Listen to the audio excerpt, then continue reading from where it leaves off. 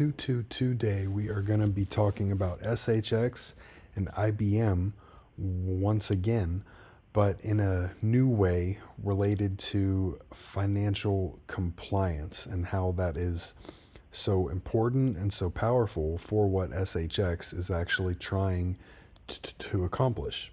And I will talk a lot off of this mind map put together by Kay Thengel. It is the first mind map that I have seen that ties in a lot of the financial and the partnership connections that SHX has. So I want to talk about IBM again because they are not only providing the world wire payments platform that works with XLM and SHX, but there is also another arm of that related to compliance that SHX is really concentrating on, which is, in mine and others' opinions, why they don't have a lot of tokens out there at this time right now, because they are actually trying to do things the right way, because they are heavily supported by a lot of very large venture capital firms who have a lot of investment potential.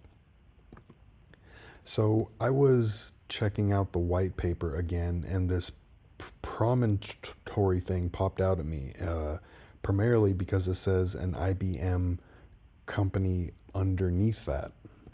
So I began to check a little bit more into that, and crypto banker SHX did touch on it in the past, and the Stronghold net meets NACHA, SOC2 Type 2, and IBM's Promontory highest compliance requirements.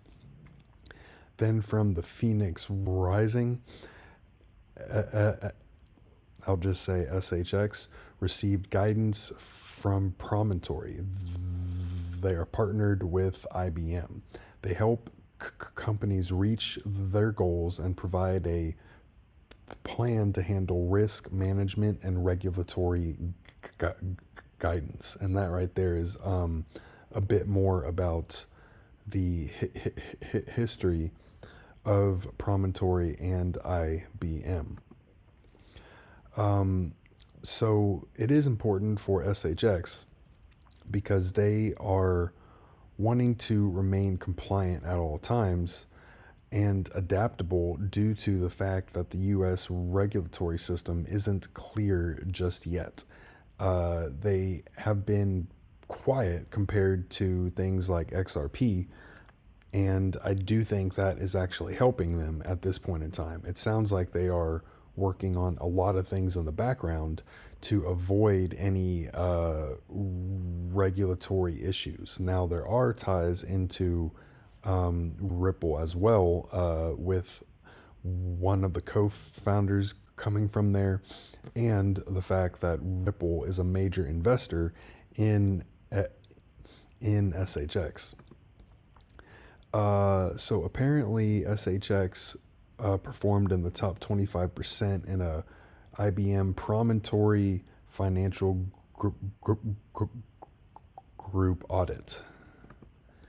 Now, Tokenizer put out a good IBM map that just shows all of the connections, and of course you have SHX over here, but you've also got XLM, obviously, because of the world wire involvement, Casper, Quant, HBAR, DAG, I'm not sure what that one is off the top of my head, and IOTA as well.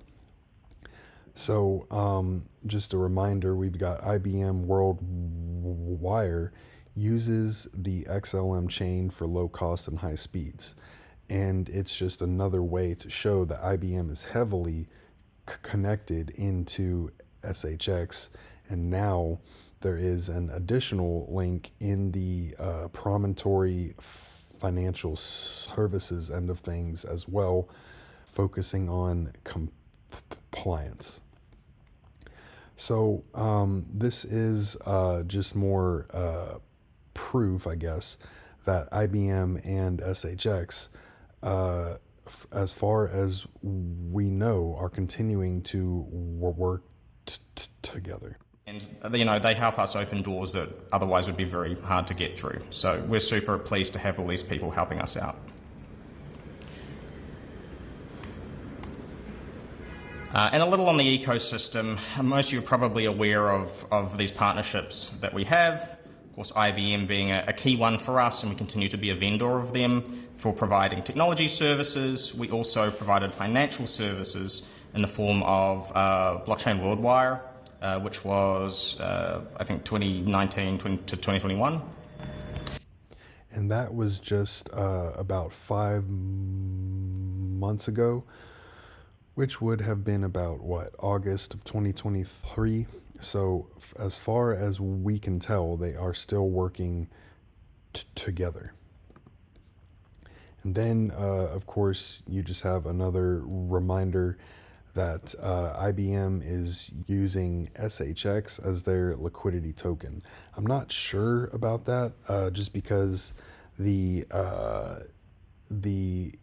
USD coin that they offer seems to be what actually runs on WorldWire, but I'm sure that SHX is involved with them directly in some way. I don't think that we can know that at this point in time. And here's just another reminder of what is actually happening. As well as get financial institutions such as traditional banks or hedge funds to kind of get comfortable with the systems that we have in place. Thank you, Sean. Anything you want to add to that? I think if I was to give advice to someone looking into doing development on blockchain, just even from a purely technical view, it would be to be very aware and learn some of the basics about the regulatory environment, particularly around KYC, know your customer, identifying customers, record keeping, particularly privacy, with the GDPR in Europe going through. I'm sure we'll see a lot of privacy updates around the world. As we're building these products, it's great to think, how does the blockchain do what I need it to do for the users, but also how do I make sure that what I'm doing will be compliant? And so to give you guys some context. And that right there is exactly the kind of thing that the partnership or the involvement with IBM Promontory is actually helping with. So before we get more into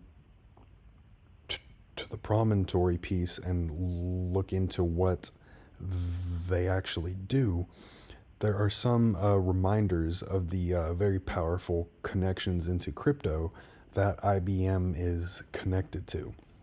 So you've got connections to PayPal, JP Morgan, and XLM with IBM. And of course, you've got XRP and XDC in there as well by way of the Hyperledger, which is a modular blockchain framework for enterprise blockchain platforms. It was intended as a foundation for developing enterprise grade applications. So you've also got heavy involvement with XLM and XRP in SHX because each of the co-founders came from each of those companies, and you have the direct investment into SHX by Ripple as well, and they are working a lot on acquiring and partnering up with companies to provide regulatorily, I think that's a word, compliant products. So there is a connection for Quant as well with SHX. Quant is the preferred interoperability layer for IBM. So here is Promontory. It's not an exciting site. It's the kind of company that will put some information online, but the true value is once you get to work with them. I come from the financial services industry at the moment. I spent a while in oil and gas, but I work in that industry now. And the true value of these kinds of products and offerings come from the internal expertise of a lot of these kinds of firms. They won't say too much about what they do and how it actually works online. So if you poke around on their site a little bit, oh wait, I take that back.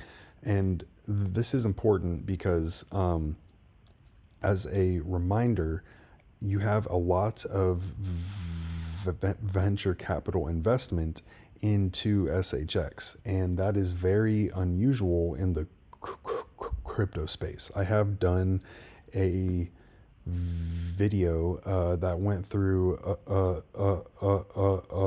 Duro Advisors, and just that one financial company alone is connected to tons and tons of VC investors who are heavily involved in tech.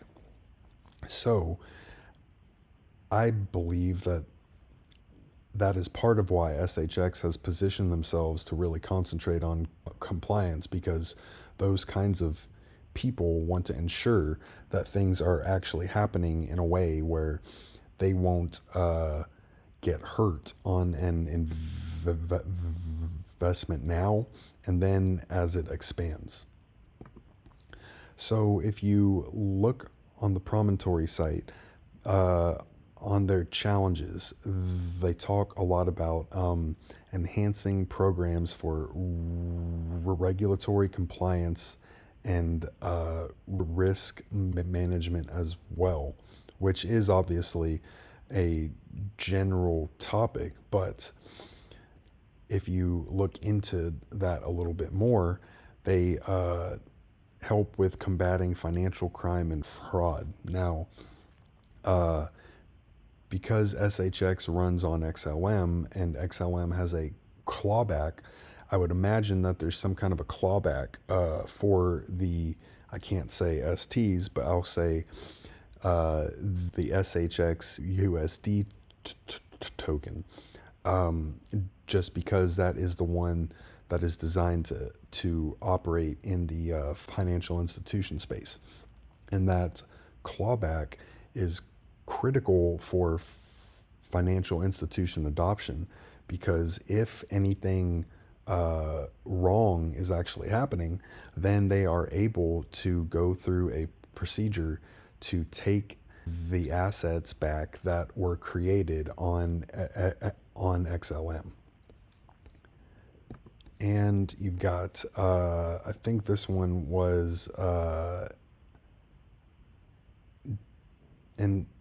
this one was, well, I forget which one that was, but it was about their partners for examples of how they are helping companies. And they are talking about non-major financial institutions and other kinds of compliance issues that SHX would be interested in at this point, because as per Tammy Camp, they are essentially operating as a financial institution.